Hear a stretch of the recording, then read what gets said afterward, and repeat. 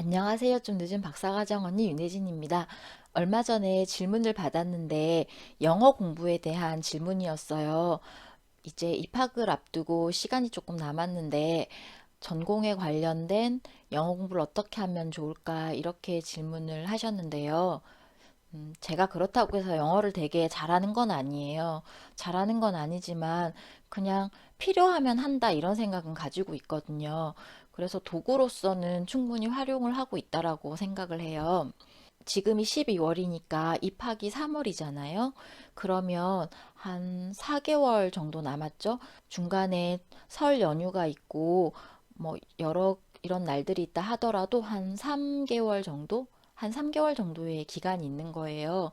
제 생각에는 이 기간 동안 자신의 분야 그리고 자기가 관심 있는 어떤 내용에 대해서 논문들을 좀 찾아보면 어떨까 이렇게 말씀을 드렸어요. 구글 스칼라에서 본인이 생각하는 영어로 된 키워드를 이렇게 집어넣으면 영어 논문들 되게 많이 나오거든요.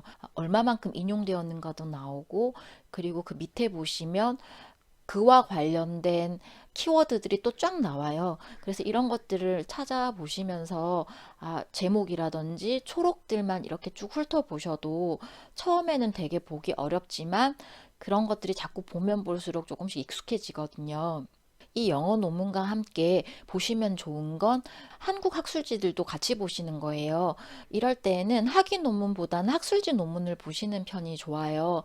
그래서 비슷한 주제에 대해서 영어 논문도 보시고 한국 논문도 보시는 건데, 이렇게 보시는 이유는 영어 논문을 보실 때에는 그쪽에 어떤 동향 같은 거를 이렇게 좀 파악하실 수 있어요. 최근에 어떤 것들이 연구되고 있는가, 그리고 어떤 논문들이 해외에서는 많이 인용되고 있는가, 이런 것들을 좀 잘 보실 수 있거든요. 그리고 그와 관련해서 국내 논문은 어떻게 도움이 되냐면, 외국 논문을 읽으려면 영어 실력만으로는 읽어지지가 않아요. 해당 분야에 대한 전문 지식이 있어야 되는데, 그게 영어도 어려운데 전문 지식까지 같이 보려고 그러면 되게 힘들 수도 있거든요. 그런 부분들을 한국 논문이나 아니면 한국어로 된 저서들을 이렇게 보시면서 전문 지식들을 이렇게 습득하시면서 그와 관련된 해외 논문들을 보시는 거죠. 이렇게 보시면 아무래도 그 영어 논문들을 보시는 거에 좀 더 익숙해지지 않을까 이렇게 생각을 해요. 영어 논문을 읽으실 때 한 가지 유의하실 점은, 여러분께서 한국 논문을 읽어보셔서도 아시겠지만 이게 어떤 분들은 되게 일목요연하게 잘 쓰신 분도 계시지만 어떤 분들은 좀 문장이 문맥이 이상하다든지 주어 수어가 맞지 않다든지 좀 이상한 문장들도 있거든요. 영어 논문들도 마찬가지예요. 되게 잘 쓰여진 논문도 있겠지만 정말 영어 문장이 좀 안 좋은 문장이라든지 뭐 문단의 구성이라든지 이런 것들이 좀 아닌 것들이 있을 수도 있거든요.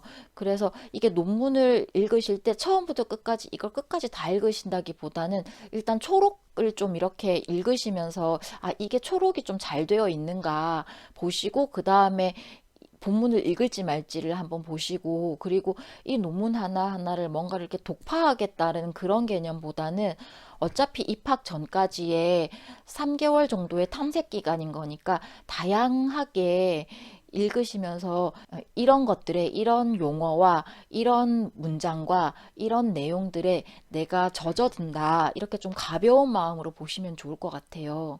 이때는 어쨌든 잉여 기간 동안에 하는 거니까 좀 여유롭게 이런저런 다양한 것들을 좀 읽을 수 있을 것 같고요. 이렇게 다양하게 봐두신 거는 나중에 입학하셔서 본격적으로 연구를 하실 때 도움이 되실 거라고 생각을 해요. 연구 주제를 찾으실 때 어떤 연구실에 가시면 그 연구실의 흐름에 따라서 정해지는 것도 있지만, 그렇지 않고 본인이 스스로 찾아야 하는 부분도 있잖아요. 그리고 연구실에서 어느 정도 흐름이 있다 하더라도 거기에서 나는 어떤 포지션을 할 것인가 하는 식으로 결국에는 본인 스스로 정하셔야 될 부분이 있거든요. 그런데 그걸 찾으려면 좀 여러 가지 많은 걸 읽어야 뭔가 하나를 이렇게 뭐 키워드라도 하나 건지실 수 있는 거거든요. 그러려면 이것저것을 이렇게 많이 보는, 다양하게 보고 좀 풍성하게 보는 그런 기간도 필요하다고 생각하고, 그것도 일종의 투자라고 저는 생각을 합니다. 오늘은 전공 관련된 영어를 어떻게 공부할 것인가에 대해서 말씀을 드렸는데, 말씀을 드리다 보니까 이게 어떻게 보면 일반론적인 전공 공부처럼 말씀을 드리게 된 것 같아요. 그런데 이렇게 말씀드릴 수밖에 없는 이유가, 제 생각엔 저희가 쓰는 영어라는 게 전공 공부, 전공 연구를 하기 위한 일종의 수단이다라고 저는 보거든요. 그래서 이거를 뭐 불편하지 않게, 아니면 불편하더라도 조금 애쓰면 할 수 있게, 이 정도의 수준이라도 저는 충분하다라고 생각을 해요. 이런 영어는 잘하느냐 못하느냐의 기준이 아니라 할 수 있느냐 없느냐, 이런 기준이라고 생각을 하고, 조금 더 어려운 상황이 됐을 때 내가 좀 더 애써서 할 거냐 말 거냐, 이런 기준이다라고 저는 생각을 하고 있어요. 그래서 나 영어 못하는데, 이런 생각은 오히려 전공 관련된 영어를 보시는데 더 이렇게 장벽을 만들 것 같고요. 그냥 필요하니까 한다. 지금은 못하지만 하다 보면 는다.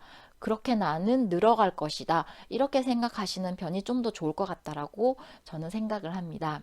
그리고 100일 정도 되면 하루에 논문 한 편씩을, 뭐 앱스트랙트만이라도 좀 꾸준히 읽다 보면, 이게 또 한 100일 정도 쌓이면, 꾸준히 쌓이면 굉장히 크거든요. 어렵다고 하나도 안 하거나 몰아서 하거나 이런 부분보다는 매일 조금 조금씩이라도 보는 연습을 하시는 것도 되게 중요하다라고 생각을 합니다.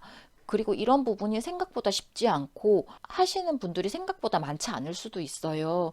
그러니까 작은 거라도 하나하나 그냥 매일매일 이렇게 조금씩 그냥 의례적으로 한다 생각하고 하시면, 그게 오히려 본인에게 마음의 부담감을 더 줄일 수 있는, 그리고 조급증을 조금이라도 완화할 수 있는 그런 방법이 아닐까, 이렇게 말씀을 드립니다.